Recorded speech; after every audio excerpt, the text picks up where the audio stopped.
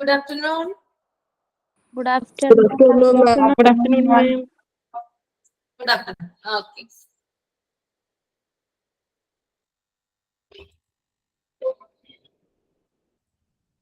അപ്പൊ നമ്മള് കഴിഞ്ഞ ക്ലാസ്സിൽ പറഞ്ഞു നിർത്തിയിട്ടുണ്ടായിരുന്ന ഓപ്പറേഷൻ തിയേറ്റർ എന്ന് പറയുന്ന ആ ഒരു ചാപ്റ്ററിന്റെ കുറച്ചു ഭാഗം മാത്രമേ ഇനി എടുക്കാനുള്ളൂ അല്ലെ? കുറച്ചു ഭാഗം മാത്രമേ ഉള്ളൂ. അത് കഴിഞ്ഞിട്ട് നമ്മൾ പുതിയൊരു ചാപ്റ്ററിലേക്ക് കടക്കുവാണ്, നഴ്സിംഗ് അഡ്മിനിസ്ട്രേഷൻ കേട്ടോ. ഓക്കെ, അപ്പൊ ഈ രണ്ട് ചാപ്റ്ററുമാണ് എടുക്കുന്നത്. ഓക്കെ, നഴ്സിംഗ് അഡ്മിനിസ്ട്രേഷൻ തീരെയൊന്നുമില്ല, നമുക്ക് കുറച്ച് നോക്കാം അതിനകത്ത്. അതിനു മുമ്പ് നമുക്ക് ഓപ്പറേഷൻ തിയേറ്ററിലെ കുറച്ചു ഭാഗം ക്ലിയർ ആക്കാനായിട്ട്. ഓക്കെ, എല്ലാവരും റെഡി അല്ലേ? എല്ലാവരും വായിച്ചൊക്കെ നോക്കിയിട്ടുണ്ടായിരുന്നല്ലോ ഓപ്പറേഷൻ തിയേറ്ററിന്റെ കഴിഞ്ഞ ക്ലാസ്സിൽ എടുത്തിട്ടുണ്ടായിരുന്നത്. ഓക്കെ, ഡൗട്ട് ഒന്നുമില്ല, ക്യാച്ച് ചെയ്യാൻ പറ്റുന്നുണ്ട്? ഉണ്ട്. ഓക്കെ,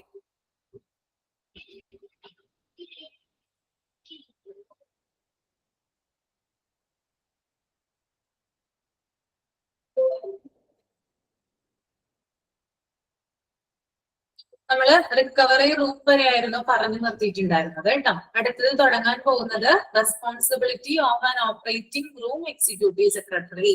ഓക്കെ, അതായത് ഓപ്പറേറ്റിംഗ് ഡിപ്പാർട്ട്മെന്റിൽ, ഓപ്പറേഷൻ റൂം ഡിപ്പാർട്ട്മെന്റില് എന്താണ് അവിടുത്തെ ഇൻചാർജ് ആയിട്ടുള്ള ഒരു ആളുടെ പേരാണ് എന്ത്? ഓപ്പറേറ്റിംഗ് റൂം എക്സിക്യൂട്ടീവ് സെക്രട്ടറി എന്ന് പറയുന്നത്. ഓക്കെ, അദ്ദേഹമാണ് അവിടുത്തെ ഒട്ടുമിക്ക കാര്യങ്ങൾ എന്ത് ചെയ്യുന്നത്? നിയന്ത്രിക്കുന്നത്. അപ്പൊ നോക്കാം നമുക്ക് എന്തൊക്കെയാണ് അദ്ദേഹത്തിന്റെ റെസ്പോൺസിബിലിറ്റീസ് എന്ന് കേട്ടോ. Okay, first one, operating room executive secretaries keep the department running smoothly and effectively by greeting and welcoming patients. Operation room executive അദ്ദേഹത്തിന്റെ ഡിപ്പാർട്ട്മെന്റ് എന്ത് ചെയ്യും? നല്ല രീതിയിൽ സ്മൂത്തനിങ് ആയിട്ട് കൊണ്ടുപോകാനായിട്ട് ശ്രമിക്കും. ഓക്കെ, അവിടുത്തെ ഫങ്ഷൻസും കാര്യങ്ങളൊക്കെ ഉണ്ടല്ലോ, ഓരോരുത്തർ ചെയ്യേണ്ട കാര്യങ്ങൾ, അങ്ങനെയുള്ള കാര്യങ്ങളൊക്കെ എന്ത് ചെയ്യും? നല്ല രീതിയിൽ പ്രോപ്പർ ആയിട്ട് മെയിൻറ്റെയിൻ ചെയ്ത് കൊണ്ടുപോകാനായിട്ട് അദ്ദേഹത്തിന് സാധിക്കണം. അതുകൂടാതെ അവിടെ വരുന്ന പേഷ്യൻസിനെ വെൽക്കം ചെയ്യണം. ഓക്കെ, ഓപ്പറേഷൻ ആയിട്ട് വരുന്ന പേഷ്യൻസും അതുപോലെ തന്നെ അവരുടെ ബന്ധുക്കൾ ഉണ്ടാവില്ലേ, ഇവരെന്ത് ചെയ്യണം? വെൽക്കം ചെയ്യേണ്ടതും ആരാണ്? ഈ ഒരു എക്സിക്യൂട്ടീവ് സെക്രട്ടറിയാണ്. Okay, then second point, answering questions and clear doubts. Okay, ഇപ്പൊ പേഷ്യന്റിനോ അല്ലെങ്കിൽ പേഷ്യന്റിന്റെ റിലേറ്റീവ്സിനോ ഓപ്പറേഷനുമായി ബന്ധപ്പെട്ടിട്ടൊക്കെ എന്തെങ്കിലും ഡൗട്ട്സ് ഉണ്ടെങ്കിൽ, ഡൗട്ട്സ് സംശയങ്ങൾ ഉണ്ടെങ്കിൽ ആരോട് ചോദിക്കാം? ഈ ഒരു എക്സിക്യൂട്ടീവ് സെക്രട്ടറിയോട് നമുക്ക് ചോദിക്കാം. അദ്ദേഹം അതിന് നമുക്കുള്ള ആൻസർ തരുന്നതായിരിക്കും. Okay, and another one, third point, these workers operate office equipment that includes voicemail and phone system, machines, copiers and scanners, and also maintain and organize department supplies. അതായത് ഇദ്ദേഹത്തിന് എന്താണ്? സ്പെഷ്യൽ ആയിട്ടൊരു ഓഫീസ് ഉണ്ടാകും. Okay, അതായത് operation room ഡിപ്പാർട്ട്മെന്റിൽ എന്താണ് ഇദ്ദേഹം ഇരിക്കുന്നത്? സ്പെഷ്യൽ ആയിട്ടൊരു ഓഫീസ് ഒക്കെ ഉണ്ടാകും. അവിടെയുള്ള എക്യുപ്മെന്റുകൾ, അതിപ്പോ ഫോൺ ആകാം, ടെലിഫോൺ ആകാം, വോയിസ് മെയിൽ ആകാം, അല്ലെങ്കിൽ മെഷീൻസ് ആകാം, സ്കാനറുകളാകാം, പ്രിന്ററുകളാകാം, അങ്ങനെയുള്ള കാര്യങ്ങളൊക്കെ എന്താണ് നല്ല രീതിയിൽ പ്രവർത്തിക്കുന്നുണ്ടോ? അവയുടെയൊക്കെ ഫംഗ്ഷൻ പ്രോപ്പറിംഗ് ആയിട്ടാണോ നടക്കുന്നത്? ഏതെങ്കിലും ഒരു ഉപകരണത്തിന് കേടുപാടുണ്ടോ എന്നൊക്കെ ചെക്ക് ചെയ്യേണ്ടത് ആരാണ്? ഈ ഒരു എക്സിക്യൂട്ടീവ് സെക്രട്ടറിയാണ്. കൂടാതെ ഓപ്പറേഷൻ തിയേറ്റർ ഡിപ്പാർട്ട്മെന്റിലേക്കുള്ള എല്ലാ ഉപകരണങ്ങളും സപ്ലൈ ചെയ്യേണ്ടതും, അത് എന്തെങ്കിലും ഡാമേജോ കേടുപാടോ ഉണ്ടെങ്കിൽ അതൊക്കെ മാറ്റി പുതിയതെന്താണ് അവിടെ വെക്കേണ്ടതും ആരുടെ ഉത്തരവാദിത്വമാണ്? ഈ ഒരു ഓപ്പറേറ്റിംഗ് റൂം സെക്രട്ടറിയുടെ ഉത്തരവാദിത്വമാണ്. ഓക്കെ, റെസ്പോൺസിബിലിറ്റി ആണ്. Then fourth point, they accept and route message and transfer correspondence verbally or through right form. Okay, പിന്നെ ഇദ്ദേഹമാണ് ഓപ്പറേഷൻ റൂം ഡിപ്പാർട്ട്മെന്റ് അല്ലെ, ഓപ്പറേഷൻ ഡിപ്പാർട്ട്മെന്റ് എന്ന് പറയുന്ന ആ ഡിപ്പാർട്ട്മെന്റില് മറ്റ് സ്റ്റാഫുകൾക്ക് മെസ്സേജുകൾ പാസ് ചെയ്യുന്നത്. ഓക്കെ, ഓരോരുത്തരും എങ്ങനെയാണ് ഡ്യൂട്ടി ചെയ്യേണ്ടത്, എന്താണ് രാവിലെ തുടങ്ങി വൈകുന്നേരം വരെ ആ ഒരു എന്താ പറയാ അവരുടെ ഫങ്ഷൻസ് എന്തൊക്കെയാണ്, ഡ്യൂട്ടീസ് എന്നൊക്കെ ഡിവൈഡ് ചെയ്ത് കൊടുക്കുന്നതും അവർക്ക് ആ മെസ്സേജ് പാസ് ചെയ്യുന്നതും ആരാണ്? ഈ ഒരു സെക്രട്ടറിയാണ്. ഓക്കെ, അത് വെർബലി ആവാം, അല്ലെങ്കിൽ റൈറ്റഡ് ഫോമിലാകാം. ഓക്കെ, ഒന്നില്ലെങ്കിൽ എന്താണ് വാക്കാൽ പറയാം അല്ലെ, വാക്കാൽ ഓർഡർ കൊടുക്കാം, ഇന്ന കാര്യങ്ങളാണ് ചെയ്യേണ്ടത് അല്ലെ, അല്ലെങ്കിൽ എഴുത്തു രൂപേണ എന്ത് ചെയ്യാം? ആളുകൾക്ക് മെസ്സേജ് പാസ് ചെയ്യാം. ഓക്കെ, മെസ്സേജുകൾ എന്ന് പറയുന്നത് ഇത് കൊടുക്കേണ്ടത് ആരാണ്? ഈ ഒരു ഡിപ്പാർട്ട്മെന്റില് അത് ഓപ്പറേറ്റിംഗ് റൂം എക്സിക്യൂട്ടീവ് സെക്രട്ടറിയാണ്. ഓക്കെ. വെർബലി മീൻ വാക്കാൽ കേട്ടോ, വാക്കാൽ എന്നാണ് കേട്ടോ പറയുന്നത്. നമ്മളിപ്പോ ഓരോരുത്തരും നമ്മുടെ സുപ്പീരിയർ ആയിട്ടുള്ള ആളുകൾ നമ്മൾക്ക് എന്ത് ചെയ്യും, ചില എന്താ പറയാ ഓർഡർ ഇടും അല്ലെ, അത് ചെയ്യും ഇത് ചെയ്യുന്നൊക്കെ പറയില്ലേ, അതെന്താണ് അവർ പറയുന്നത് വെർബലിയാണ്. ഇനി മറ്റു ചിലരാണെങ്കിൽ എഴുത്ത് രൂപേണയായിരിക്കും നമുക്കത് പാസ് ചെയ്യാം. അതാണ് റൈറ്റ് ഫോം എന്ന് പറയുന്നത്. ഓക്കെ.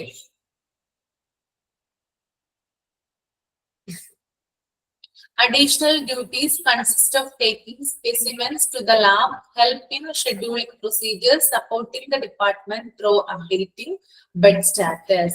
അതുപോലെ തന്നെ ഓപ്പറേഷൻ ഡിപ്പാർട്ട്മെന്റിൽ നിന്ന് ബ്ലഡ് സാമ്പിളുകൾ ലാബിലേക്ക് കൊണ്ടുപോവുക, ആവശ്യമെങ്കിൽ കത്തിടപാടുകൾ നടത്തുക. ഇതൊക്കെ ആരുടെ ജോലിയാ? ഈ ഒരു സെക്രട്ടറിയുടെ ജോലിയായിട്ടാണ് വരുന്നത്. അതായത് ഓപ്പറേഷൻ നമുക്കറിയാം ഏറ്റവും കൂടുതൽ ബ്ലഡ് വേണ്ടി വരുന്ന ഒരു ഏരിയയാണ് അത് ഓപ്പറേഷൻ തിയേറ്റർ എന്ന് പറയുന്നത്. അവിടെ നിന്നൊക്കെ എന്താണ് സാമ്പിൾ കളക്ട് ചെയ്തിട്ട് ലാബിലേക്ക് കൊണ്ടുപോകുന്നതും അതുപോലെ ആ ഒരു ഡിപ്പാർട്ട്മെന്റിലേക്ക് വരുന്ന കത്തിടപാടുകൾ, അതിനെയാണ് കറസ്പോണ്ടൻസ് എന്ന് പറയുന്നത്. അത് കൈകാര്യം ചെയ്യുന്നത് ആരാണ്? ഈ ഒരു സെക്രട്ടറി ആണ്. ഇത് അദ്ദേഹത്തിന്റെ അഡീഷണൽ ഡ്യൂട്ടി ആയിട്ടാണ് വരിക. ഓക്കെ. അവരുടെ റെസ്പോൺസിബിലിറ്റി കൂടാതെ അഡീഷണൽ ആയിട്ടുള്ള ഡ്യൂട്ടി ആയിട്ടാണ് ഈ കറസ്പോണ്ടൻസും അതുപോലെ തന്നെ ബ്ലഡ് സാമ്പിള് ലാബിലേക്ക് പാസ് ചെയ്യുന്നതും വരിക. Okay. Next is maintaining cleanliness and orderliness like cleaning nurses station. അതുപോലെ തന്നെ നമ്മുടെ നഴ്സുമാരുടെ സ്റ്റേഷൻ പോലെ തന്നെ ക്ലീൻ ആയിട്ടായിരിക്കണം ഏത് ഡിപ്പാർട്ട്മെന്റ് ഉണ്ടായിരിക്കേണ്ടത്? ഈ ഒരു ഓപ്പറേഷൻ റൂം ഡിപ്പാർട്ട്മെന്റ് ഉണ്ടായിരിക്കേണ്ടത്. എപ്പോഴും എന്താണ് വൃത്തിയായിട്ട്, എന്താ പറയാ, നല്ല ക്ലീനോട് കൂടി ആയിരിക്കണം ഈ ഒരു ഡിപ്പാർട്ട്മെന്റ് ഉണ്ടായിരിക്കേണ്ടത്. And last one is executive secretaries may also responsible for managing and training new clerical within the operating room department. Okay. ഇനി പുതുതായിട്ട് ജോലിക്ക് വരുന്ന ആളുകളുണ്ടല്ലോ, ക്ലറിക്കൽ ഡ്യൂട്ടീസ് ഒക്കെ ചെയ്യാനായിട്ട് വരുന്ന ആളുകളില്ലേ, ആ ആളുകളെ ട്രെയിൻ ചെയ്യേണ്ടതും അവർക്ക് വേണ്ടിയിട്ടുള്ള അഡ്വൈസ് കൊടുക്കേണ്ടതും അവരെ കൺട്രോൾ ചെയ്യേണ്ടതും ആരാണ്? അതും ഈ ഒരു ഓപ്പറേറ്റിംഗ് റൂം എക്സിക്യൂട്ടീവ് സെക്രട്ടറിയുടെ ജോലിയാണെന്ന് വേണമെങ്കിൽ നമുക്ക് പറയാം. ഓക്കെ. അപ്പൊ ഇത്രയും കാര്യങ്ങളാണ് ആരുടെ ഡ്യൂട്ടീസിൽ വരുന്നത്? ഓപ്പറേറ്റിംഗ് റൂം എക്സിക്യൂട്ടീവ് സെക്രട്ടറിയുടെ ഡ്യൂട്ടീസിൽ വരുന്നത് കേട്ടോ. ആദ്യം ഞാൻ പറഞ്ഞു എന്താണ് ഓപ്പറേഷൻ ഡിപ്പാർട്ട്മെന്റ് എന്ന് പറയുന്നത്. നല്ല രീതിയിൽ റണ്ണിങ് ആയിട്ട് പോകണമെങ്കിൽ ഇയാളുടെ ഹെൽപ്പ് വേണം. അതുപോലെ തന്നെ വരുന്ന രോഗികളെയും അവരുടെ ബന്ധുക്കളെയും വെൽക്കം ചെയ്യണം. പിന്നെ അവർ ചോദിക്കുന്ന എല്ലാ ചോദ്യങ്ങൾക്കും ആൻസർ കൊടുക്കണം. അതുപോലെ തന്നെ ഓഫീസ് എക്യുപ്മെന്റുകള്, തിയേറ്ററിലേക്ക് കൊടുക്കുന്ന എക്യുപ്മെന്റുകൾ, ഇതൊക്കെ നല്ല രീതിയിൽ പ്രോപ്പറിംഗ് ആയിട്ട് ഫങ്ഷനിങ് ആകുന്നുണ്ടോ എന്നും കൂടി ചെക്ക് ചെയ്യണം. അതുപോലെ തന്നെ മെസ്സേജുകൾ പാസ് ചെയ്യണം. ഡിപ്പാർട്ട്മെന്റിലെ മറ്റ് സ്റ്റാഫുകൾക്ക് മെസ്സേജുകൾ പാസ് ചെയ്യണം. അതുപോലെ തന്നെ അഡീഷണൽ ഡ്യൂട്ടി ആയിട്ട് വരുന്നതാണ് ഓപ്പറേഷൻ ഡിപ്പാർട്ട്മെന്റിൽ നിന്ന് അല്ലെങ്കിൽ ആ തിയേറ്ററിൽ നിന്ന് രക്തസാമ്പിളുകൾ മീൻസ് ബ്ലഡ് സാമ്പിളുകൾ കളക്ട് ചെയ്യുകയും അത് കൊണ്ടുചെന്ന് എന്താ പറയുക അവിടെ പാസ് ചെയ്യുകയും ചെയ്യുക. പിന്നെ ബെഡ് സ്റ്റാറ്റസ് കേട്ടോ. ബെഡ് സ്റ്റാറ്റസ് എന്ന് പറഞ്ഞാൽ കിടക്കകളുടെ, ഞാനത് ഡീറ്റെയിൽ ആയിട്ട് പറഞ്ഞിരുന്നു. കിടക്കകളുടെ എണ്ണം പരിശോധിക്കുക. ഓപ്പറേഷൻ റൂം ഡിപ്പാർട്ട്മെന്റിലെ കിടക്കകൾ എത്രയാണ്, എത്ര എണ്ണമാണ് അവൈലബിൾ ആയിട്ടുള്ളത് എന്നതിനെ പരിശോധിക്കണം. അത് ഹോസ്പിറ്റൽ അഡ്മിനിസ്ട്രേഷൻ എന്താ പറയാ, ആ ഒരു ഹോസ്പിറ്റലിൽ ജോലി ചെയ്യുന്നപ്പോൾ ഫോർ എക്സാമ്പിൾ ആയിട്ട് പറയാം, നിങ്ങൾക്ക് ഒരു ICUലെ കോർഡിനേറ്റർ ആയിട്ടാണ് ജോലി കിട്ടിയിട്ടുള്ളതെങ്കിൽ എന്താണ്, അല്ലെങ്കിൽ വേറൊരു ഡിപ്പാർട്ട്മെന്റിലാണ് ജോലി കിട്ടിയിട്ടുള്ളതെങ്കിലും നിങ്ങൾ എന്നിരുന്നാലും അവിടുത്തെ ബെഡ് സ്റ്റാറ്റസ് ഡെയിലി എന്ത് ചെയ്യണം, അപ്ഡേറ്റ് ചെയ്യേണ്ടതായിട്ട് വരും. ഓക്കെ. അപ്പോ ഈ ഒരു ഓപ്പറേറ്റിംഗ് റൂം എക്സിക്യൂട്ടീവ് സെക്രട്ടറി എന്ന നിലയ്ക്ക് ഇദ്ദേഹവും എന്ത് ചെയ്തിരിക്കണം, ഈ ഒരു ബെഡ് സ്റ്റാറ്റസിന്റെ ആ ഒരു അറേഞ്ച്മെന്റ് നോക്കിയിരിക്കണം. എത്ര ബെഡാണ് അവൈലബിൾ ആയിട്ടുള്ളത്, ആരൊക്കെയാണ് ഇന്ന് ഡിസ്ചാർജ് ആയി പോകുന്നത്, അങ്ങനെയുള്ള കാര്യങ്ങളാണ് ബെഡ് സ്റ്റാറ്റസിൽ വരിക. അപ്പോഴും മാത്രമേ നമുക്ക് വരുന്ന രോഗികളെ അവിടെ റിസീവ് ചെയ്യാനായിട്ട് സാധിക്കുള്ളൂ. ബെഡ് ഇല്ലെങ്കിൽ രോഗികളെ നമുക്ക് അവിടെ കിടത്താനായിട്ട് സാധിക്കില്ല, അല്ലെ? അതൊരു ഇമ്പോർട്ടന്റ് ആയിട്ടുള്ള എന്താ പറയാ ഒരു ഇതായിട്ടാണ് വരുന്നത്. ബെഡിന്റെ അവൈലബിലിറ്റി എന്ന് പറയുന്നത് ഇമ്പോർട്ടന്റ് ആണ്. ഓക്കെ. അതുപോലെ തന്നെ ഈ പുതിയ സ്റ്റാഫുകൾ എന്ത് ചെയ്യണം, ട്രെയിൻ ചെയ്യുന്നതിലും അവരെ പരിശീലിപ്പിക്കുന്നതിലൊക്കെ എന്താണ് ഈ ഒരു എക്സിക്യൂട്ടീവ് സെക്രട്ടറിക്ക് റെസ്പോൺസിബിലിറ്റി ഉണ്ടായിരിക്കണം. ഓക്കെ. അപ്പോ ഇത്രയും കാര്യങ്ങളാണ് ഇതിൽ വരുന്നത്, നമ്മുടെ ഓപ്പറേഷൻ തിയേറ്റർ എന്ന് പറയുന്ന ഒരു ചാപ്റ്ററിൽ വരുന്നത്. ഞാൻ ഇതിനകത്ത് ഇമ്പോർട്ടന്റ് ആയിട്ടുള്ള പോയിന്റ്സ് അല്ലെങ്കിൽ ഇമ്പോർട്ടന്റ് ആയിട്ട് എക്സാമിന് ചോദിക്കാവുന്ന ചോദ്യങ്ങൾ നിങ്ങൾക്ക് ഞാൻ പറഞ്ഞു തരാം.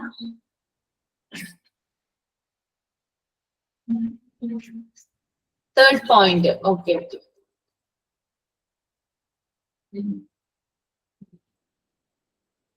തേർഡ് പോയിന്റ് എന്ന് പറയുന്നത് the workers operate office equipment. അതായത് ഈ ഒരു എക്സിക്യൂട്ടീവ് സെക്രട്ടറിയാണ് ഈ വർക്കേഴ്സ് എന്ന് പറയുന്നത്. അവര് എന്താ ചെയ്യേണ്ടത്?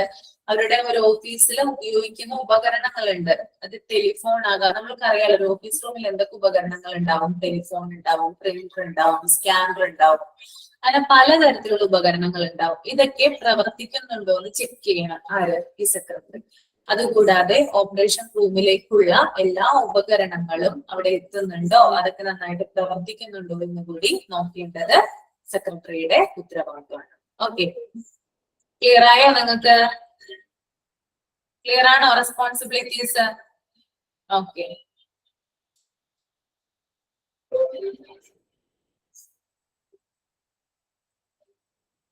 ഇതിനകത്ത് policy to enter in an OT important ആണ് കേട്ടോ. അത് വായിച്ചു നോക്കണം കേട്ടോ, പഠിക്കണം. Policy to enter in an OT.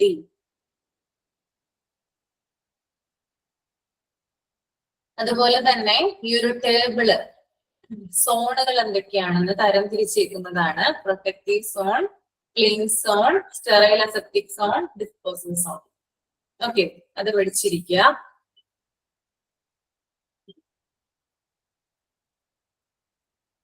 Next, how many types of operation theatre? എത്ര ടൈപ്സ് ഉണ്ട്? 3 ടൈപ്പ് ഉണ്ട് അല്ലെ? Modular OT, integrated OT, hybrid OT. Okay, ഇത് മൂന്നിന്റെയും ക്യാരക്ടറിസ്റ്റിക്സ് പഠിച്ചിരിക്കുക. ഓക്കെ, മൂന്നിനും 3 വ്യത്യസ്ത സവിശേഷതകളാണ് ഉള്ളത്. അത് 3 എന്ത് ചെയ്യാം? പഠിച്ചിരിക്കുക. Okay, another one is recovery room. Recovery റൂമില് എത്ര ടൈമാണ് ഓരോ രോഗിയും ഒബ്സർവ് ചെയ്യുന്നത്? ഓക്കെ, അങ്ങനെയുള്ള ഒരു ചോദ്യം വരാം. 15 മിനിറ്റ്സ് കൂടുമ്പോഴാണ് റിക്കവറി റൂമില് ഓപ്പറേഷൻ കഴിഞ്ഞ രോഗിയെ നമ്മൾ ഒബ്സർവ് ചെയ്തുകൊണ്ടിരിക്കുന്നത്. അതൊന്ന് നോക്കുക. ഓക്കെ, ഇത്രയും കാര്യങ്ങളാണ് ഇതിനകത്ത് ഇമ്പോർട്ടന്റ് ആയിട്ടുള്ളത് കേട്ടോ. ഓക്കെ, അതുകൂടാതെ ഓപ്പറേഷൻ റൂം സെക്രട്ടറിയുടെ ആ കാര്യങ്ങൾ ഒന്ന് ജസ്റ്റ് ഒന്ന് വായിച്ച് മനസ്സിൽ പതിപ്പിച്ചു വെക്കാം. ഓക്കെ, ഈ ചാപ്റ്റർ എല്ലാവർക്കും മനസ്സിലായി എന്ന് വിചാരിക്കുന്നത് കേട്ടോ. 5th പോയിന്റ് ഒന്നും കൂടി എക്സ്പ്ലെയിൻ ചെയ്യാൻ പറയുന്നുണ്ട്. അതായത് ഓപ്പറേഷൻ റൂം എക്സിക്യൂട്ടീവ് സെക്രട്ടറിയുടെ അഡീഷണൽ ഡ്യൂട്ടി ആയിട്ട് വരുന്നതാണ് ബ്ലഡ് സാമ്പിൾസ് ലാബുകളിലേക്ക് എത്തിക്കുക. ഓക്കെ, അത് ആരുടെ ഡ്യൂട്ടിയാ? ഈ ഒരു സെക്രട്ടറിയുടെ ഡ്യൂട്ടിയാ. അതുകൂടാതെ ആ ഒരു ഡിപ്പാർട്ട്മെന്റിലേക്ക് ധാരാളം കത്തുകൾ വരും. ഓക്കെ, പുറത്തു നിന്ന് വരാം, അല്ലെങ്കിൽ ആ ഡിപ്പാർട്ട്മെന്റിനുള്ളിൽ തന്നെ എന്താണ് കത്തുകൾ അയക്കാം. അതായത് ആ ഹോസ്പിറ്റലിനുള്ളിൽ തന്നെയുള്ള വേറെ ഡിപ്പാർട്ട്മെന്റുകളിലെ ആളുകൾ എന്ത് ചെയ്യും? കത്തിടപാട് നടത്താം. അപ്പൊ ഈ കത്തിടപാട് മീൻസ് കറസ്പോണ്ടൻസ് ഒക്കെ കൈകാര്യം ചെയ്യേണ്ടത് ആരാണ്? Operation room executive secretary. അതാണ് ഇവിടെ പറയുന്നത് കേട്ടോ. ഓക്കെ, ക്ലിയർ ആണോ? ഓക്കെ, ഈ ചാപ്റ്ററുമായി ബന്ധപ്പെട്ട് എന്തെങ്കിലും ഡൗട്ട് ഇനി ഉണ്ടോ നിങ്ങൾക്ക്? ചാപ്റ്ററുടെ വൈൻഡപ്പ് ചെയ്യാൻ പോവാണ് കേട്ടോ, അതുകൊണ്ടാണ് ചോദിക്കുന്നത്. ഓക്കെ, ഡൗട്ട് ഇല്ല. ഓക്കെ, അപ്പൊ നമുക്ക് ഇനി അടുത്ത ചാപ്റ്ററിലേക്ക് കടന്നാലോ എന്നാ? ഓക്കെ, അടുത്ത ക്ലാസ് കുറച്ച് തിയററ്റിക്കൽ ആയിട്ടാണ്. നഴ്സിംഗ് അഡ്മിനിസ്ട്രേഷൻ ആദ്യത്തെ 2 പേജ് ശ്രദ്ധിച്ചിരുന്നാൽ മാത്രമേ നിങ്ങൾക്ക് മനസ്സിലാവുള്ളൂ കേട്ടോ. അതുകൊണ്ട് ശ്രദ്ധിച്ച് തന്നെ ഇരിക്കാം. കുറച്ച് കാര്യങ്ങൾ അവിടെ പറയുന്നുണ്ട്. അതിനുശേഷം പിന്നീട് നമുക്ക് കുഴപ്പമില്ല അത് പഠിക്കാൻ വേണ്ടിയിട്ട്. ആദ്യത്തെ 2 പേജ് കുറച്ച് നമ്മൾ തിങ്ക് ചെയ്യേണ്ടതാണ്. ഓക്കെ,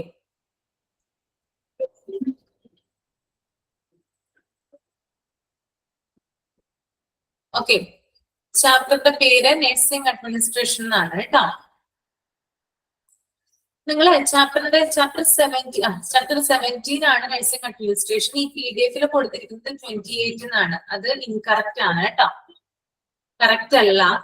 ചാപ്റ്റർ 17 ആണ് നഴ്സിംഗ് അഡ്മിനിസ്ട്രേഷൻ എന്ന് പറയുന്ന ചാപ്റ്റർ വരിക.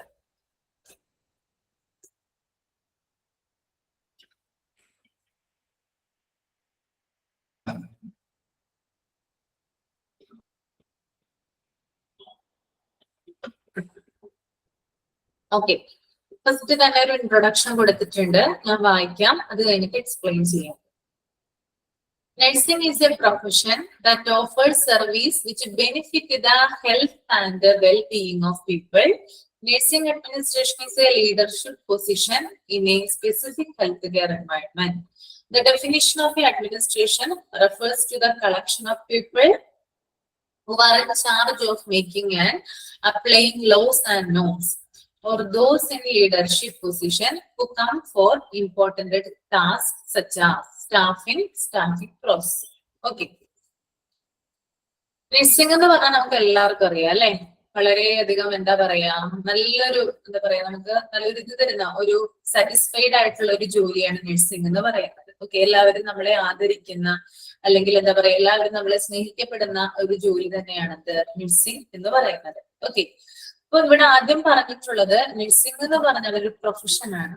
ഓക്കെ, ആ പ്രൊഫഷൻ എന്തിനു വേണ്ടിയിട്ടാണ് സെർവ് ചെയ്യുന്നത്, ആർക്കാണ് സേവനം ചെയ്യുന്നത്?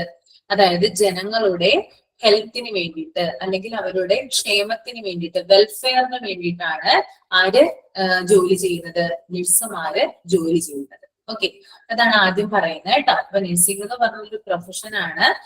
ആളുകളുടെ ക്ഷേമത്തിനും അതുപോലെ തന്നെ അവരുടെ ആരോഗ്യത്തിനും വേണ്ടി വർക്ക് ചെയ്യുന്നവരാണ് നഴ്സുമാർ.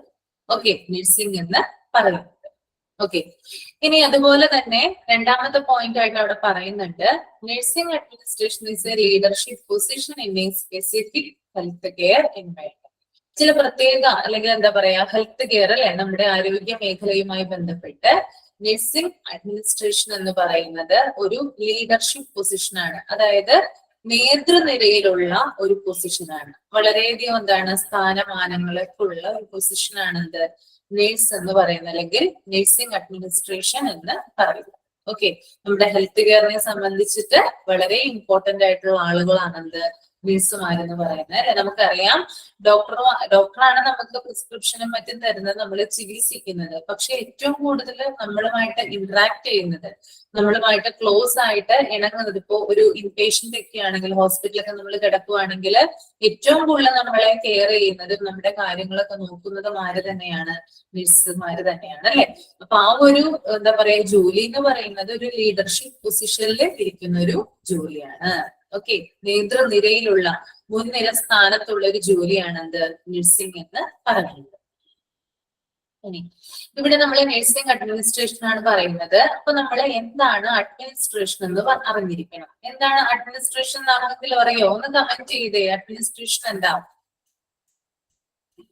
ഹോസ്പിറ്റലിന്റെ അഡ്മിനിസ്ട്രേഷൻ എന്താ? കമന്റ് ചെയ്യാമോ ആർക്കെങ്കിലും? മാനേജിങ്. Okay, managing. ഓക്കെ, നമുക്ക് നോക്കാം ഇവിടെ എന്താണ് കൊടുത്തിരിക്കുന്നത്. ശരിയാണ്, കമന്റ് ചെയ്തതൊക്കെ ശരിയാണ്. നമ്മുടെ എന്താ പറയാ ഹോസ്പിറ്റൽ എല്ലാ കാര്യങ്ങളും നോക്കി നടത്തുന്ന, അവിടുത്തെ മാനേജ് ചെയ്യുന്ന ആളുകളെയാണ് എന്ത് പറയുന്നത്? അഡ്മിനിസ്ട്രേഷൻ വിഭാഗം എന്ന് പറയുന്നത്. ഓക്കെ, അപ്പൊ നഴ്സിംഗ് അഡ്മിനിസ്ട്രേഷൻ നമ്മൾ പഠിക്കുമ്പോൾ എന്താണ് അഡ്മിനിസ്ട്രേഷൻ എന്നും കൂടി നമ്മൾ പഠിച്ചു വെക്കാം. ഓക്കെ, ഡീറ്റെയിൽ ആയിട്ട് നിങ്ങൾക്ക് ഒരു ചാപ്റ്റർ ഉണ്ട് ഹോസ്പിറ്റൽ അഡ്മിനിസ്ട്രേഷൻ എന്ന് പറയുന്ന, അതിനകത്ത് നിങ്ങൾ കൂടുതലായിട്ട് അഡ്മിനിസ്ട്രേഷൻ പരിചയപ്പെടും കേട്ടോ. ഓക്കെ, ഇതിനകത്ത് എന്താണ് പറയുന്നത് നോക്കാം. The definition of administration refers to the collection of people who are in charge of making and applying law and norms, or those leadership position who come for important tasks. അതായത് ഒരു ഹോസ്പിറ്റലിന് വേണ്ടിയിട്ടുള്ള നിയമങ്ങളും നിയമാവലികളും നിർമ്മിക്കുന്നവരെയാണ് എന്ത് പറയുന്നത്? അഡ്മിനിസ്ട്രേറ്റേഴ്സ് എന്ന് പറയുന്നത്. Okay, ഞാൻ പറഞ്ഞു ഒരു ഹോസ്പിറ്റലിന്റെ day to day functions manage ചെയ്യുന്നത് ആരാണ്? അത് അഡ്മിനിസ്ട്രേറ്റേഴ്സ് ആണ്. ഓക്കെ, ലീഡർഷിപ്പ് പൊസിഷനിലാണ് അവരിയ്ക്കുന്നത്. അതായത് ഒരു ഡിപ്പാർട്ട്മെന്റിന്റെ ഹെഡ് ആയിട്ടിരിക്കുന്നത് ആരാണ്? അവിടുത്തെ അഡ്മിനിസ്ട്രേറ്റേഴ്സ് ആണ്. ഓക്കെ, ചെയ്യുന്നത്. ഓക്കെ, എല്ലാ കാര്യങ്ങളും കേട്ടോ. ഡോക്ടറും നഴ്സും അല്ല ഇതിനകത്ത് വരുന്നത്. ആ ഹോസ്പിറ്റലിനെ സംബന്ധിച്ചുള്ള ഭരണാധികാരികൾ കേട്ടോ, അതാണ് അതിന്റെ പ്രോപ്പർ മലയാളം. ഭരണാധികാരികൾ എന്ന് പറയുന്നത് അഡ്മിനിസ്ട്രേറ്റേഴ്സ് ആണ്. ഓക്കെ, അവിടെയുള്ള നിയമങ്ങൾ ഉണ്ടാക്കുന്നത് അല്ലെങ്കിൽ അവിടെയുള്ള പ്രവർത്തനങ്ങൾ എങ്ങനെയാണെന്ന് എന്താണ് ആളുകളെ പറഞ്ഞ് മനസ്സിലാക്കുന്നത്, അല്ലെങ്കിൽ ഓരോ ആളുകൾക്കും നിർദ്ദേശങ്ങൾ കൊടുക്കുന്നത്, ഇതൊക്കെ ആരാണ്? അഡ്മിനിസ്ട്രേറ്റേഴ്സ് ആണ് ഇക്കാര്യങ്ങളൊക്കെ ചെയ്യുന്നത്. ഓക്കെ, അതുപോലെ തന്നെ അവര് ലീഡർഷിപ്പ് പൊസിഷനിൽ ഇരിക്കുന്ന ആളുകളാണ്. ഓക്കെ, മുൻനിര സ്ഥാനങ്ങളിൽ ഇരിക്കുന്ന ആളുകളാണിത് അഡ്മിനിസ്ട്രേറ്റേഴ്സ് എന്ന് പറയുന്നത്. ഓക്കെ, അവരുടെ അനുവാദം ഇല്ലാതെ ഒരു കാര്യങ്ങളും എന്ത് ചെയ്യില്ല, ഹോസ്പിറ്റലിൽ നടക്കില്ല. ഓക്കെ, അപ്പൊ ഒരു പ്രധാനപ്പെട്ട 2 കാര്യങ്ങൾ ചെയ്യുന്നുണ്ട് ആര്, അഡ്മിനിസ്ട്രേറ്റേഴ്സ് കേട്ടോ. നോക്കി ഇവിടെ ഫോർ ഇമ്പോർട്ടന്റ് ടാസ്ക് സച്ചാസ് എന്ന് പറയുന്നുണ്ട് കേട്ടോ. ഈ ലീഡർഷിപ്പ് പൊസിഷനിൽ ഇരിക്കുന്ന ആളുകളാണ് 2 കാര്യങ്ങൾ, ഇമ്പോർട്ടന്റ് ആയിട്ടുള്ള 2 ടാസ്കുകൾ അവർ ചെയ്യുന്നുണ്ട്. അതിനകത്ത് ഒന്നാണ് സ്റ്റാഫിംഗ്, 2 സ്റ്റാഫിംഗ് പ്രോസസ്. ഓക്കെ, രണ്ടും 2 കേട്ടോ. 1 is staffing and another 1 is staffing process. ആദ്യം ഇവിടെ സ്റ്റാഫിംഗ് ആണ് കൊടുത്തിരിക്കുന്നത്. സ്റ്റാഫിംഗ് എന്താന്ന് നോക്കാം. Staffing means the continuous process of searching, choosing, analysing and creating working relationship with the present or future employees. Okay, അതായത് staffing എന്ന് പറഞ്ഞാല് നിലവിലുള്ള ജോലിക്കാരുമായോ അല്ലെങ്കിൽ ഭാവിയിൽ വരാൻ പോകുന്ന ജോലിക്കാരുമായോ നല്ലൊരു ബന്ധം സൂക്ഷിക്കുകയും അവരെ സെർച്ച് ചെയ്യുകയും അന്വേഷിക്കുകയും തെരഞ്ഞെടുക്കുകയും അനലൈസ് ചെയ്യുകയും ചെയ്യുന്നതാണ് സ്റ്റാഫിംഗ് എന്ന് പറയുന്നത്. ഇത് കേട്ടപ്പോ നിങ്ങൾക്ക് ഒന്നും പിടികിട്ടില്ല എന്ന് എനിക്ക് മനസ്സിലായി. ഞാൻ ഇതൊന്ന് ഉദാഹരണ സഹിതം പറഞ്ഞുതരാം. ഓക്കെ, സ്റ്റാഫിംഗ് എന്ന് പറഞ്ഞാല് ഞാനിപ്പോ ഹോസ്പിറ്റൽ അഡ്മിനിസ്ട്രേഷൻ പഠിച്ചൊരു വ്യക്തിയാണ്. അപ്പൊ ഞാൻ എന്ത് ചെയ്യും, ഈ ഒരു കോഴ്സ് പഠിച്ചു കഴിഞ്ഞാല് ഞാൻ ഇതിന്, അതായത് എന്തിനു വേണ്ടിയിട്ടാണ് പഠിക്കുന്നത്, നമുക്കൊരു ജോലി കിട്ടാൻ വേണ്ടിയിട്ടാണല്ലേ പഠിക്കുന്നത്. ഓക്കെ, അപ്പോ ഇങ്ങനെ നമ്മള് അന്വേഷിച്ചുകൊണ്ടിരിക്കുകയാണ്. ധാരാളം ജോലി സ്ഥലങ്ങളില്, ഹോസ്പിറ്റലുകളിലൊക്കെ നമ്മളിങ്ങനെ പോയിക്കൊണ്ടിരിക്കുകയാണ്. അപ്പൊ നമ്മളൊരു പത്രക്കെട്ടില് ഒരു ഹോസ്പിറ്റലില് എന്താണ് ഒരു ICUവിന്റെ കോർഡിനേറ്റർ ആവശ്യമുണ്ടെന്നും പറഞ്ഞ് ഒരു കട്ടൗട്ട് കണ്ടു. ഓക്കെ, ഒരു കുറിപ്പ് കണ്ടു നമ്മള്. ഓക്കെ, ആ കുറിപ്പാണ് സെർച്ചിങ് എന്ന് പറയുന്നത്. ഓക്കെ, അതായത് ഈ അഡ്മിനിസ്ട്രേറ്റേഴ്സ് എന്താ ചെയ്യുക, ആളുകളെ തിരഞ്ഞെടുക്കുന്നതിന് മുമ്പായിട്ട് എന്ത് ചെയ്യുന്നു, ആളുകളെ സെർച്ച് ചെയ്യുന്നു അല്ലെ, അന്വേഷിക്കേണ്ടേ അവർക്ക് ഇന്ന ആളുകളെ വേണ്ടേ സെലക്ട് ചെയ്യാനായിട്ട്. അപ്പൊ ഇവരെന്ത് ചെയ്യും, ഒരു പത്രത്തില് അല്ലെങ്കിൽ സോഷ്യൽ മീഡിയയിലൊക്കെ എന്ത് ചെയ്യും, പരസ്യം കൊടുക്കും. ഓക്കെ, അതാ ആളുകളെ അന്വേഷിക്കാനായിട്ട്. അതാണ് എന്ത്, സെർച്ചിങ് എന്ന് പറയുന്നത്. ഓക്കെ, അപ്പൊ ഞാനിപ്പോ ആ ഒരു പത്രക്കെട്ട് ഞാൻ കണ്ടു. അത് എന്താണ്, അതനുസരിച്ചിട്ട് ഞാൻ ആ ഹോസ്പിറ്റലിൽ അപ്ലൈ ചെയ്തു. ഓക്കെ, ഓൺലൈൻ ആയിട്ടാണ് അപ്ലൈ ചെയ്തതെന്ന് വിചാരിക്കാം. ഞാൻ അപ്ലൈ ചെയ്തു. ഓക്കെ, അപ്ലൈ ചെയ്ത് കഴിഞ്ഞപ്പോൾ അവര് ഒരു കൂട്ടം ആളുകളെ സെലക്ട് ചെയ്തു. ആ സെലക്ട് ചെയ്യുന്നതിന്റെ കൂട്ടത്തില് ഞാനും ഉണ്ടായിരുന്നു. അതാണ് ചൂസിങ്. ഓക്കെ, ക്ലിയർ ആവുന്നുണ്ടോ നിങ്ങൾക്ക് പറയുന്നത്? ക്ലിയർ ആണോ? Okay,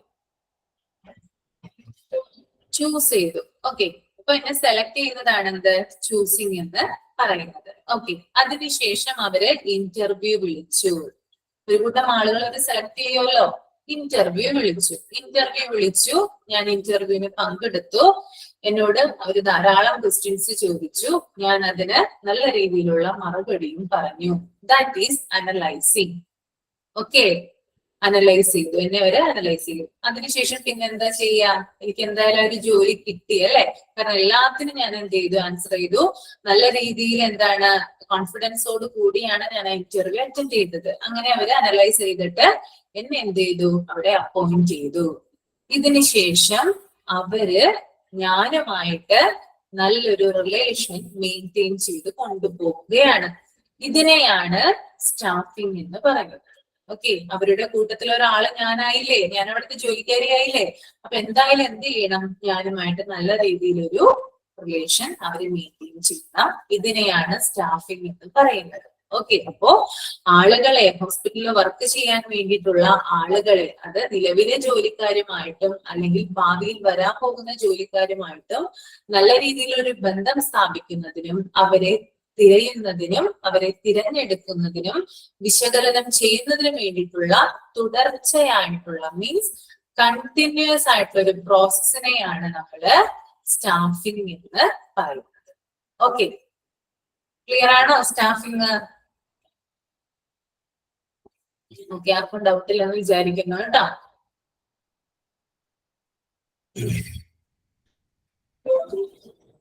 And another one is staffing process. എന്താണ് സ്റ്റാഫിംഗ് പ്രോസസ് എന്ന് നമുക്ക് നോക്കാം.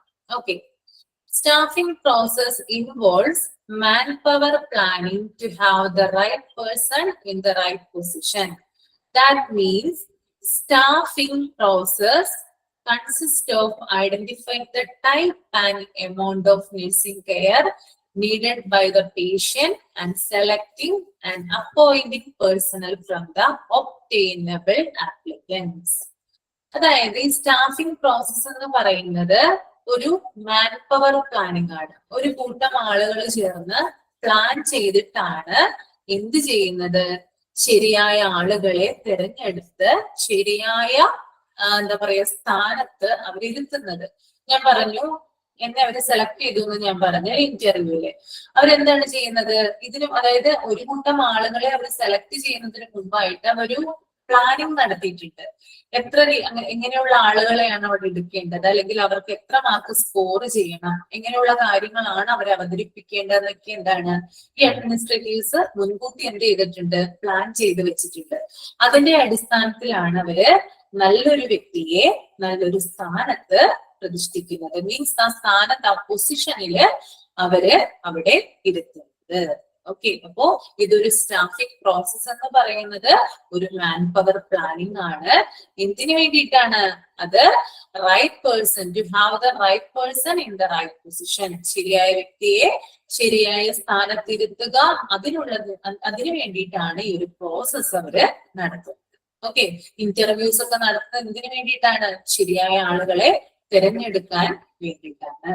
ഓക്കെ, അതുപോലെ തന്നെ രോഗിക്ക് വേണ്ട അടുത്തത് അവിടെ പറയുന്നുണ്ട്, staffing process consist of identify the type and amount of nursing care needed by the patient. Okay, അതായത് രോഗികൾക്ക് വേണ്ടിയിട്ടുള്ള നഴ്സിംഗ് കെയർ എത്രത്തോളമാണ് ഒരു പേഷ്യന്റിന് ഒരു നഴ്സിന്റെ കെയർ വേണ്ടത്, അത് ഏത് തരമാണ്, എത്ര എമൗണ്ട് ആണ് എന്ന് നോക്കിയിട്ടാണ് അനുയോജ്യമായ ആളുകളിൽ നിന്നും അവര് സ്റ്റാഫുകളെ സെലക്ട് ചെയ്യുന്നത്. ഓക്കെ, അതായത് രോഗിയുടെ നേച്ചർ അല്ലെങ്കിൽ എന്താ പറയാ രോഗിയുടെ സ്വഭാവം അതൊക്കെ അനുസരിച്ചിട്ടാണ് എന്ത് ചെയ്യുന്നത്, നമ്മള് ആളുകളെ സെലക്ട് ചെയ്യുന്നതും അതിനു വേണ്ടിയിട്ട് അവരെ പ്രവർത്തിപ്പിക്കുന്നതും.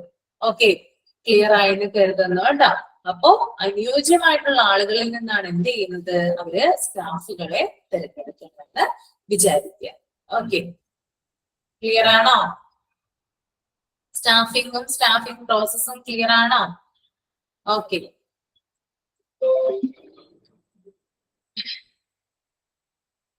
Next, staffing is a logical operation that consists of many independent actions.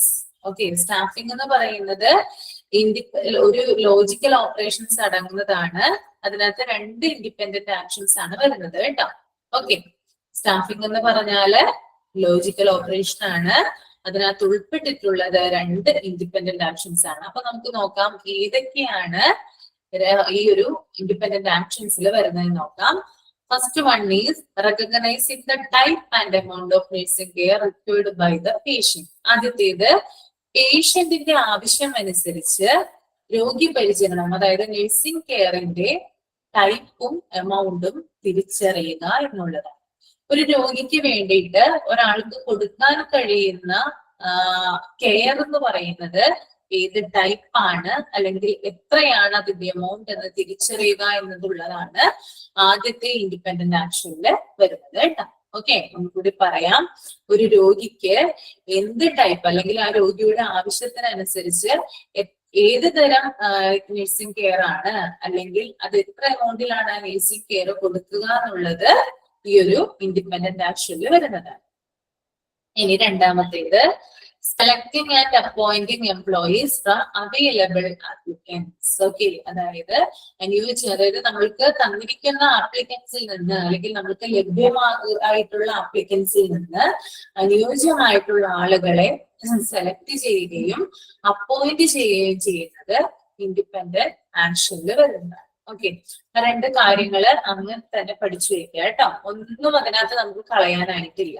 2 independent ആക്ഷനിൽ വരുന്നതാണ്. ഇതൊരു ലോജിക്കൽ ഓപ്പറേഷനിലൂടെയാണ് നടത്തുന്നത്. അതൊന്ന് നഴ്സിംഗ് കെയറിനനുസരിച്ചിട്ട് അല്ലെങ്കിൽ പേഷ്യന്റ് ആവശ്യത്തിനനുസരിച്ച് നഴ്സിംഗ് കെയർ കൊടുക്കുക എന്നുള്ളത്.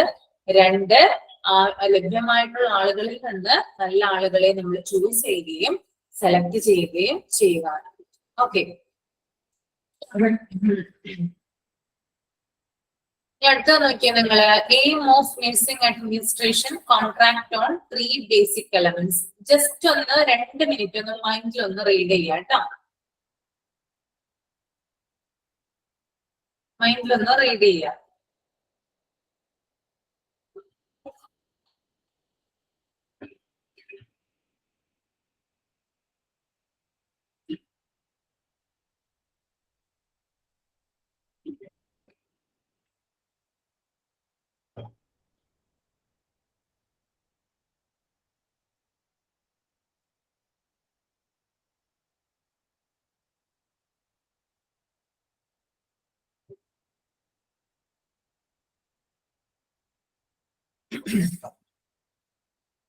അടുത്തത് aim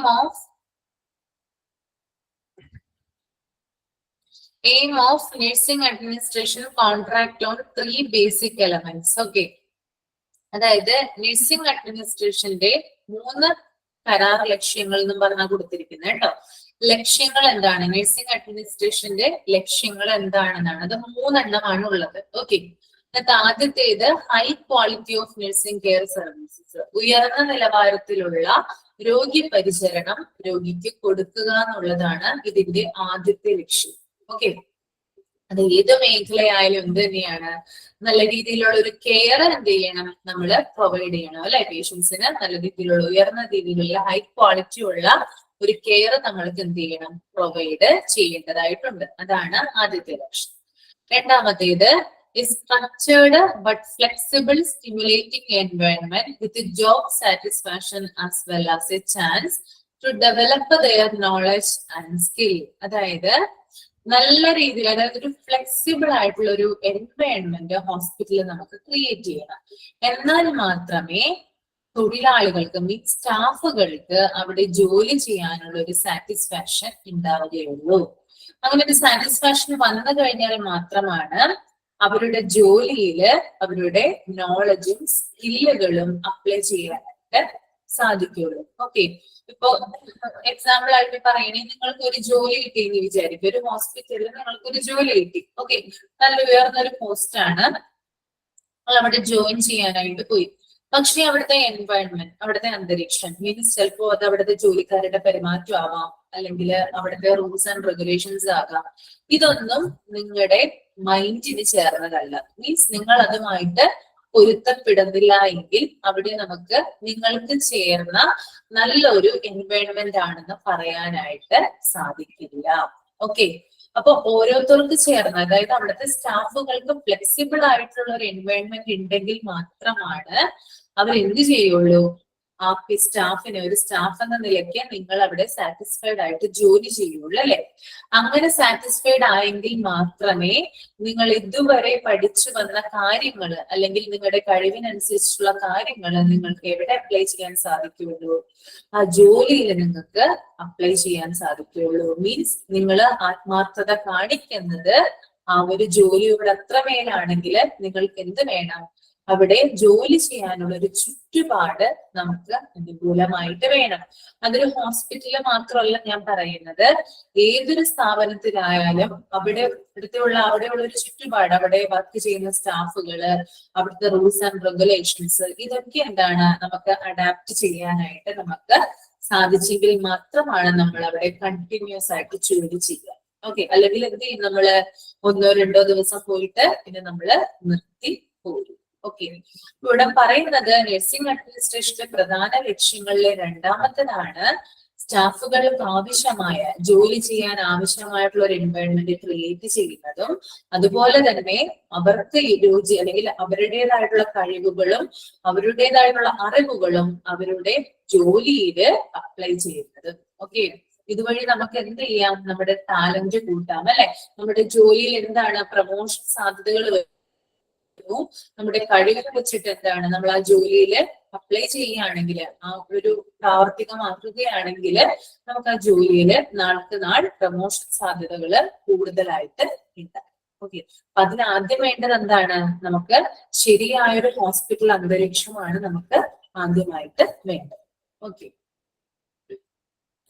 And last point, a management process causing an efficient and effective pattern of nursing care services in the most frugal manner. Okay.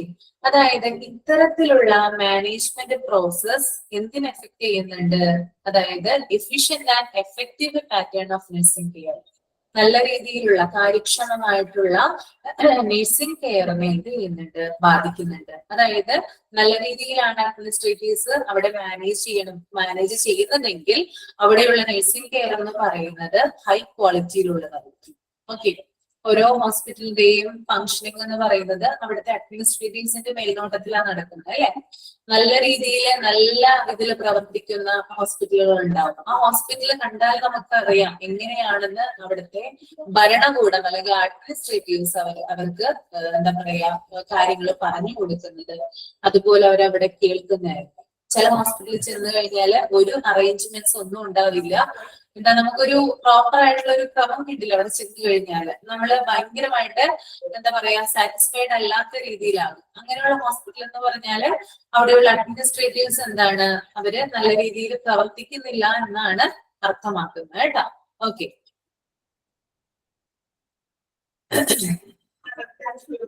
Aim of nursing മനസ്സിലായോ നിങ്ങൾക്ക്? Clear ആണോ? 3 പോയിന്റ്സും.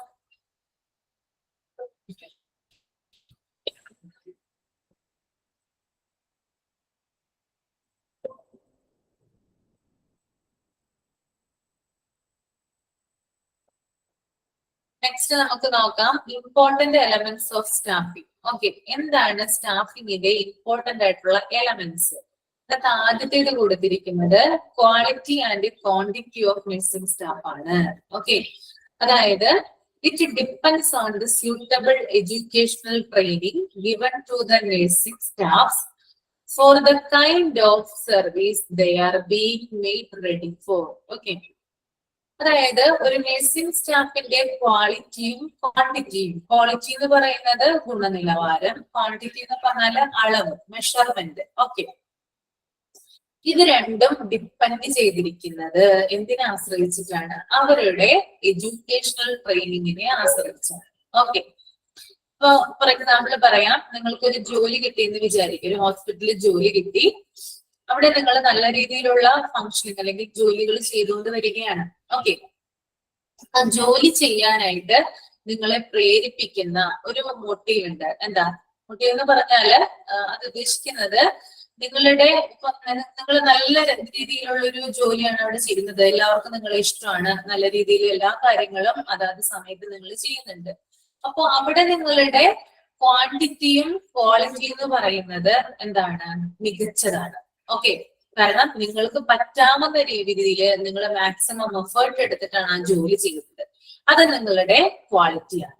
Okay, അതുകൂടാതെ എന്ത് ജോലി ചെയ്താലും എന്ത് ചെയ്യുന്നുണ്ട്?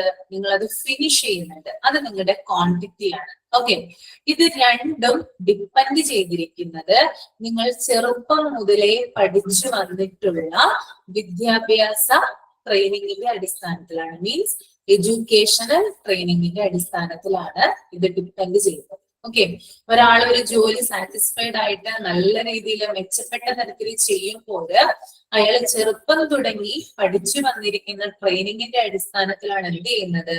ഓരോ സ്റ്റാഫുകളുടെയും ക്വാളിറ്റിയും ക്വാണ്ടിറ്റിയും നിശ്ചയിക്കുന്നത്. ക്ലിയർ ആണോ? ക്ലിയർ ആണോ? ക്വാണ്ടിറ്റി ആൻഡ് ക്വാളിറ്റി എഡ്യൂക്കേഷണൽ ട്രെയിനിങ്ങിന്റെ അടിസ്ഥാനത്തിലാണ് നമ്മള് ഓരോ സ്റ്റാഫുകളും എന്ത് ചെയ്യുന്നത്? ജോലി എടുക്കുന്നത് കേട്ടോ. ഓക്കെ, അതുവഴിയാണ് നമുക്ക് ക്വാണ്ടിറ്റിയും ക്വാളിറ്റിയും വരുന്നത്. ഓക്കെ, നെക്സ്റ്റ് യൂട്ടിലൈസേഷൻ ആണ്. The nursing staff must be allotted work in such a way that the knowledge, skills secured are best used for the purpose they were imparted or trained. Okay, utilisation എന്ന് പറഞ്ഞാൽ നമുക്കറിയാം ഉപയോഗം എന്നാണ്. Okay, നമ്മളിപ്പോ ധാരാളം എന്താ പറയാ ഡിഗ്രികളും അല്ലെങ്കിൽ ധാരാളം ക്വാളിഫിക്കേഷൻസ് ഉള്ള ആളാണെന്ന് വിചാരിക്കുക. നമുക്ക് ജോലി കിട്ടിക്കഴിഞ്ഞാല് നമുക്ക് എന്ത് ചെയ്യണം? നമ്മൾ പഠിച്ച കാര്യങ്ങൾ നമുക്ക് ആ ജോലിയിൽ അപ്ലൈ ചെയ്യാനായിട്ട് സാധിക്കണം. അതാണ് ഇവിടെ യൂട്ടിലൈസേഷൻ എന്തുകൊണ്ട് ഉദ്ദേശിക്കുന്നത്. നിങ്ങൾക്ക് ഇപ്പോ ഹോസ്പിറ്റലിൽ ജോലി കിട്ടുമ്പോൾ നിങ്ങൾ ആ ജോലിയിൽ എത്രമാത്രം നിങ്ങൾ അത് യൂട്ടിലൈസ് ചെയ്യുന്നുണ്ട്, മീൻസ് അതിന്റെ നല്ല വശം അല്ലെങ്കിൽ നല്ല രീതിയിൽ ആ ജോലി നിങ്ങൾ എങ്ങനെ ഉപയോഗിക്കുന്നുണ്ട് എന്നാണ് ഇവിടെ പറയുന്നത് കേട്ടോ. എല്ലാ സ്റ്റാഫുകളും അവരുടെ കഴിവും അതുപോലെ തന്നെ അറിവും വെച്ചിട്ട് എന്ത് ചെയ്യണം, ഇത് യൂട്ടിലൈസ് ചെയ്യണം എന്നാണ് ഇവിടെ പറയുന്നത്. അതാണ് യൂട്ടിലൈസേഷൻ കൊണ്ട് ഉദ്ദേശിക്കുന്നത്. ഓക്കെ, ക്ലിയർ ആയെന്ന് കരുതുന്നു കേട്ടോ. ഓക്കെ, ഫ്രുഗൽ എന്ന് പറഞ്ഞാല് ലളിതമായ രീതിയിൽ എന്നാണ് ഉദ്ദേശിക്കുന്നത്. ഫ്രുഗൽ ലളിതമായ രീതിയിൽ അല്ലെങ്കിൽ മിതവ്യയ രീതിയിൽ എന്നാണ് ഉദ്ദേശിക്കുന്നത്. അടുത്ത നോക്കാം, സിസ്റ്റം ഓഫ് സ്റ്റാഫിംഗ് കേട്ടോ. Recognize the nursing care hours needed to care for a patient for a day or for a shift. Staffing relies on a capacity of hospital, standard provided, number of beds, and different treatment services. In anticipating nursing workload, a manager must calculate not only the total number of patients to be cared for, but also the proportion each category. Self-care, minimal care, full care, intensive care. Because care needs after from category to another. Okay. അതായത് ഇവിടെ പറയുന്നത് nursing മണിക്കൂറുകൾ, എത്ര സമയമാണ് nursing പരിചരണം വേണ്ടതെന്ന്, ഒരു രോഗിക്ക് എത്ര സമയമാണ് നഴ്സിംഗ് പരിചരണം വേണ്ടതെന്ന് ആദ്യം നമ്മൾ തിരിച്ചറിയണം. ഓക്കെ, അതാണ് സിസ്റ്റം ഓഫ് സ്റ്റാഫിംഗിൽ ആദ്യത്തെ സെന്റൻസ് ആയിട്ട് കൊടുത്തിരിക്കുന്നത് കേട്ടോ. Recognize the nursing care hours needed to care for a patient for a day or for a shift. ആദ്യം നമ്മൾ മനസ്സിലാക്കേണ്ടത് സ്റ്റാഫിംഗിൽ, സിസ്റ്റം ഓഫ് സ്റ്റാഫിംഗിൽ ആദ്യം നമ്മൾ മനസ്സിലാക്കേണ്ടത് ഒരു രോഗിക്ക് എത്ര ടൈം ആണോ നഴ്സിംഗ് കെയർ വേണ്ടതെന്ന് നമ്മൾ തിരിച്ചറിയുക എന്നുള്ളത്. ഓക്കെ, ഇനി staffing relies on a capacity of hospital, standard provided, number of beds, and different treatment services. Okay. ഇനി സ്റ്റാഫിംഗ് ബന്ധപ്പെട്ടിരിക്കുന്നത് അല്ലെങ്കിൽ സ്റ്റാഫിംഗ് എന്ന് പറയുന്ന ഒരു പ്രോസസ്സ് ഡിപ്പെൻഡ് ചെയ്തിരിക്കുന്നത് താഴെ കൊടുത്തിരിക്കുന്ന അല്ലെങ്കിൽ അതിനകത്ത് പറയുന്ന ചില കാര്യങ്ങളെ ബേസ് ചെയ്തുകൊണ്ടാണ്. ഓക്കെ, അപ്പൊ നമുക്കറിയാലേ, ഞാനിപ്പോ പറഞ്ഞു, ഒരു രോഗിക്ക് എത്ര തരത്തിലുള്ള രോഗി പരിചരണം അല്ലെങ്കിൽ എത്ര ടൈമാണ് ആ രോഗിയുടെ കെയർ നമ്മൾ നോക്കേണ്ടതെന്നാണ് എന്ത് പറയുന്നത്, ഈ ആദ്യത്തെ ഒരു സെന്റൻസ് പറയുന്നത്. അത് ഡിപ്പെൻഡ് ചെയ്തിരിക്കുന്നത് പല ഫാക്ടേഴ്സിനാലാണ്. ഒന്നെന്ന് പറയുന്നത് കപ്പാസിറ്റി ഓഫ് ഹോസ്പിറ്റൽ.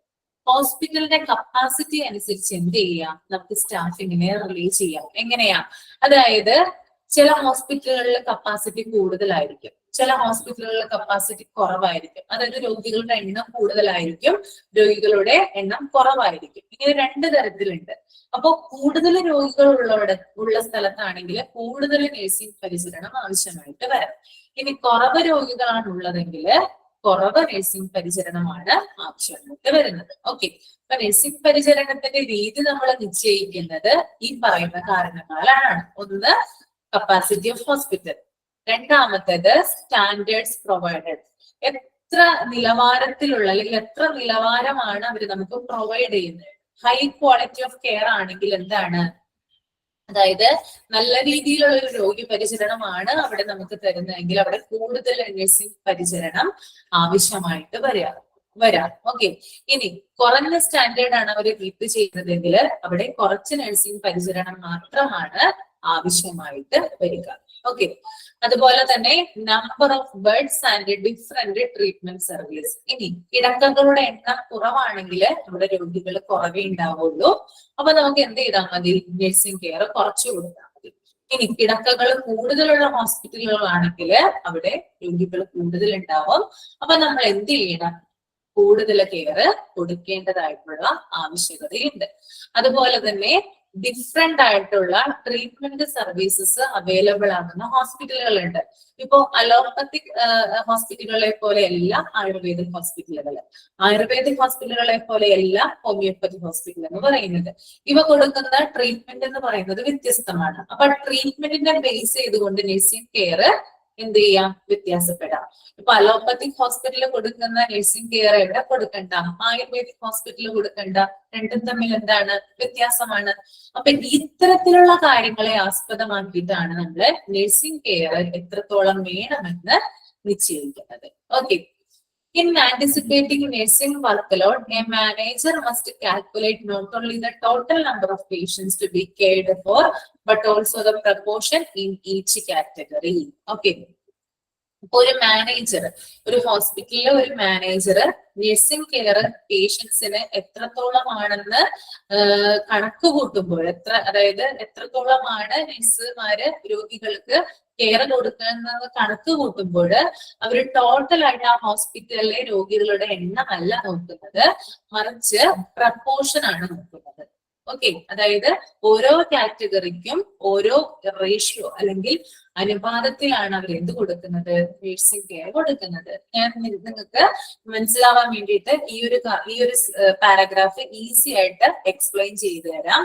ഈ നഴ്സിംഗ് കെയറിന്റെ കാര്യമാണ് ഇവിടെ പറയുന്നത് അല്ലെ. നഴ്സിംഗ് കെയർ ആർക്കൊക്കെയാണ് കൂടുതൽ വേണ്ടത്, ആർക്കൊക്കെയാണ് കുറവ് വേണ്ടതെന്നാണ്, ആ ഒരു ഫാക്ടേഴ്സ് ആണ് നമ്മളിപ്പോൾ ഡിസ്കസ് ചെയ്തത്. ഇനി ഞാൻ പറയട്ടെ, അതായത് ഒരു എക്സാമ്പിൾ ആണ്, നമ്മള് ഹോസ്പിറ്റലിൽ ചെല്ലുമ്പോൾ നമ്മൾ ICUയിൽ കാണുന്ന ഫീച്ചേഴ്സ് ആയിരിക്കില്ല ജനറൽ വാർഡിൽ കാണുന്നത്. ഓക്കെ. ജനറൽ വാർഡില് 5 പേഷ്യൻസിന് ഒരു നഴ്സ് എന്ന രീതിയിലാണ് പ്രപ്പോർഷൻ വരിക. ഓക്കെ. കാരണം എന്താ, ജനറൽ വാർഡാണ്, നമ്മളെ രോഗികളെ അത്രയധികം എന്ത് ചെയ്യേണ്ട, കെയർ ചെയ്യേണ്ട ആവശ്യം അവിടെ വരുന്നില്ല. ഓക്കെ. 5 രോഗികൾക്ക് ഒരു പേഷ്യന്റ് എന്ന 5 രോഗികൾക്ക് ഒരു നഴ്സ് എന്ന പ്രപ്പോർഷൻ ആണ്, 5:1 എന്ന പ്രപ്പോർഷൻ ആണ് സാധാരണ ഹോസ്പിറ്റലിലെ ജനറൽ വാർഡിൽ കണ്ടുവരാനുള്ളത്. എന്നാൽ തിരിച്ച് ICU ഒന്ന് നിങ്ങൾക്ക് ശ്രദ്ധിച്ചാൽ അറിയാം. നിങ്ങളൊന്ന് കമന്റ് ചെയ്തേ, ഏത് രീതിയിലുള്ള പ്രപ്പോർഷൻ അവിടെ ഉണ്ടാവും? ലോജിക്ക് ഉപയോഗിച്ച് തിങ്ക് ചെയ്ത് നോക്കി, ഏത് രീതിയിലുള്ള പ്രപ്പോർഷൻ ആയിരിക്കും? ജനറൽ വാർഡിലാണെങ്കിൽ 5:1 ആയിരിക്കും അല്ലെ. ICUലാണെങ്കിലോ 1:1 ആണ് കേട്ടോ. 1:1. അതായത് ഇന്റൻസീവ് കെയർ യൂണിറ്റ് ആണ് അല്ലെ. ഒരു രോഗിക്ക് ഒരു നഴ്സ് എന്ന രീതിയിലാണ് നഴ്സിംഗ് കെയർ അവിടെ വരിക. ഓക്കെ. അപ്പൊ ഇങ്ങനെയാണ് എന്ത് ചെയ്തിരിക്കുന്നത്, നഴ്സിംഗ് കെയറിനെ കാറ്റഗറൈസ് ചെയ്തിരിക്കുന്നത്. എല്ലാ രോഗികൾക്കും എന്ത് വേണ്ട, നമ്മൾ ഒരുപോലെ കെയർ കൊടുക്കേണ്ട ആവശ്യമില്ല. അതിനെ പല കാറ്റഗറി ആയിട്ട് എന്ത് ചെയ്തിട്ടുണ്ട്, തിരിച്ചിട്ടുണ്ട്. ഇവിടെ ചില കാറ്റഗറികൾ നമുക്ക് കാണാം. ഒന്ന് self care. Okay. Self care എന്ന് പറഞ്ഞാല് രോഗികൾക്ക് തനിയെ എല്ലാ കാര്യങ്ങളും ചെയ്യാം. ഓക്കെ. അവരധികം നഴ്സിനെ ഡിപ്പെൻഡ് ചെയ്യേണ്ട ആവശ്യമേ വരുന്നില്ല. ഓക്കെ. ഒരു ദിവസത്തിൽ ഒരു സമയമെങ്കിലും എന്ത് ചെയ്താൽ മതി, നഴ്സ് വന്നൊന്ന് ചെക്ക് ചെയ്താൽ മതി ആളെ. ഓക്കെ. എല്ലാ കാര്യങ്ങളും ആളുടെ എല്ലാ കാര്യങ്ങളും തനിയെ ചെയ്യാനായിട്ട് സാധിക്കും. ഇനി അടുത്തത് നോക്കിയേ, മിനിമൽ കെയർ. മിനിമൽ കെയർ എന്ന് പറഞ്ഞാല് കുറച്ച് കാര്യങ്ങൾ, ചിലപ്പോൾ മരുന്നൊക്കെ കൊണ്ടുകൊടുക്കാൻ, മെഡിസിൻ ഒക്കെ കൊണ്ടുകൊടുക്കാനായിട്ട് നഴ്സിന്റെ ആവശ്യം വരും. അതാണ് മിനിമൽ കെയറിൽ വരുന്നത്. ഇനി അടുത്തത് ഫുൾ കെയർ. ഫുൾ കെയർ എന്ന് പറയുമ്പോൾ ചിലപ്പോൾ ബൈസ്റ്റാൻഡേഴ്സ് ഒക്കെ ഇല്ലാത്ത ആളുകളൊക്കെ ഉണ്ടാവും. അവർക്ക് നമ്മള് മെഡിസിനും കൊണ്ടുകൊടുക്കണം, ഭക്ഷണവും കൊടുക്കണം, എല്ലാ കാര്യങ്ങളും അവരുടേതായിട്ട് നമ്മൾക്ക് ചെയ്യേണ്ടി വരും. അങ്ങനെയുള്ള നഴ്സിംഗ് കെയർ ആണ് ഫുൾ കെയറിൽ വരുന്നത്. And next is intensive care. Okay. അതാകുമ്പോൾ നമ്മൾ രോഗിയുടെ അടുത്ത് നിന്ന് മാറാതെ രോഗി എന്ത് ചെയ്യണം, ശുശ്രൂഷിക്കണം. അതാണ് ഇന്റൻസീവ് കെയർ. അപ്പോ ഇത് നഴ്സിംഗ് കെയർ ഓരോ കാറ്റഗറി അനുസരിച്ചിട്ടാണ് എന്ത് ചെയ്തിരിക്കുന്നത്, നമ്മള് ഡിവൈഡ് ചെയ്തിരിക്കുന്നത്. അപ്പൊ നിങ്ങൾ ഒന്ന് നോട്ട് ചെയ്യുക. ജനറൽ വാർഡിലുള്ളത് ഇതിനകത്ത് പറയുന്നില്ല കേട്ടോ, അത് ഒരു ICU എന്നുള്ള ചാപ്റ്റർ ഉണ്ട്, അതിനകത്താണ് അത് മെൻഷൻ ചെയ്യുന്നത്. എന്നാലും എടുത്തു പറയുന്നില്ല. ഞാൻ നിങ്ങൾക്ക് ഇത് മനസ്സിലാവാൻ വേണ്ടിയിട്ട് ഈ ഒരു സിസ്റ്റം ഓഫ് സ്റ്റാഫിംഗ് എങ്ങനെയാണ് അവർ കണക്ക് കൂട്ടിയിരിക്കുന്നതെന്ന് അറിയാൻ വേണ്ടിയിട്ട് ഞാൻ എക്സാമ്പിൾ എടുത്ത് പറഞ്ഞതാണ് കേട്ടോ. ഓക്കെ. ഇങ്ങനെയാണ് കേട്ടോ സാധാരണ ഹോസ്പിറ്റലുകളിൽ പഠിച്ചിട്ടുണ്ട് അല്ലെ. റേഷ്യോ പഠിച്ചിട്ടുണ്ടോ നിങ്ങള്? എടുത്തു പഠിച്ചിട്ടുണ്ട് അല്ലെ. ഓക്കെ. അപ്പോ ICUല്, അതായത് ICUല് 1:1 ആണെങ്കിൽ എന്താ, ജനറൽ വാർഡില് 5:1 എന്ന റേഷ്യോ ആയിരിക്കും ഉണ്ടായിരിക്കുന്നത്. ഓക്കെ. ക്ലിയർ ആയെന്ന് കരുതുന്നു കേട്ടോ. അപ്പൊ ഇതുവരെ ഞാനിന്ന് എടുക്കുന്നുള്ളൂ. നിങ്ങൾക്ക് എന്തെങ്കിലും ഡൗട്ട് ഉണ്ടെങ്കിൽ ചോദിക്കാം. ഞാൻ മൈക്ക് ഓൺ ചെയ്യാം കേട്ടോ. ഓക്കെ. എല്ലാവർക്കും മനസ്സിലായോ? കുറച്ച് പാടാണ്, വായിച്ചെടുക്കാൻ കുറച്ച് പാടുള്ള പേജാണ് കേട്ടോ അത്. ബാക്കിയുള്ളത് അങ്ങനെ കുഴപ്പമില്ല, നമുക്ക് ഈസി ആയിട്ട് മനസ്സിലാവും. ഗ്രാഫുകളും കാര്യങ്ങളൊക്കെ ഉണ്ട് കേട്ടോ. പറഞ്ഞു ഫലിപ്പിക്കാനും നിങ്ങൾക്കത് മനസ്സിലാവാനും കുറച്ച് ബുദ്ധിമുട്ടാണത്. കുറച്ച് തിയറിറ്റിക്കലി സ്റ്റാഫിങ്ങിലായാലും സ്റ്റാഫിംഗ് പ്രോസസ്സിലായാലും ഇന്റർവ്യൂ കാര്യങ്ങളെല്ലാം ചെയ്യുന്നത് ഹോസ്പിറ്റൽ അഡ്മിനിസ്ട്രേഷൻ, ആ മാനേജ്മെന്റ്. അതെ അതെ, അവര് തന്നെയാണ് നിങ്ങളെ റിക്രൂട്ട് ചെയ്യുന്നത്. ഓക്കെ, അവരാണ് അവിടുത്തെ കാര്യങ്ങളൊക്കെ, അതായത് ആളുകളെ സെലക്ട് ചെയ്യുന്നതും അവരെ അപ്പോയിന്റ് ചെയ്യുന്നതൊക്കെ അഡ്മിനിസ്ട്രേഷന്റെ കീഴിലാണ് വരുന്നത്. അപ്പൊ രണ്ടും സെയിം അല്ലേ? രണ്ടും സെയിം ആണ്. അതായത് സ്റ്റാഫിംഗ് പ്രോസസ്സും അവിടെ വേർതിരിച്ചു കൊടുത്തെന്ന് മാത്രമേ ഉള്ളൂ. രണ്ടും നമ്മൾ ഡെഫിനിഷൻ പഠിക്കുമ്പോൾ വേറിട്ട് പഠിക്കണം എന്ന് മാത്രം. ഇതൊക്കെ ചെയ്യുന്നത് അവര് തന്നെയാണ്. ഓക്കെ,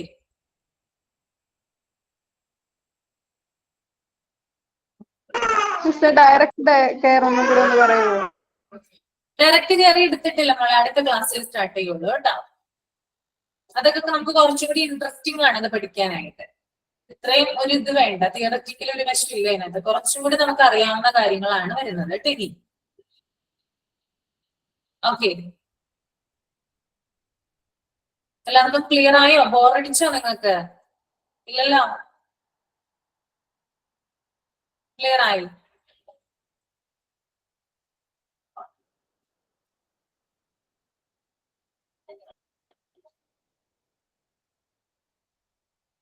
ഓക്കെ ഓക്കെ, അപ്പൊ നമുക്ക് വൈൻഡ് അപ്പ് ചെയ്യാം അല്ലേ? ഓക്കെ, നെക്സ്റ്റ് ക്ലാസ് ഇതിന്റെ കണ്ടിന്യൂഷൻ എടുക്കാം കേട്ടോ. Okay, thank you. Thank you, ma'am. Thank you, ma'am. Thank you, ma'am. Thank you, ma'am.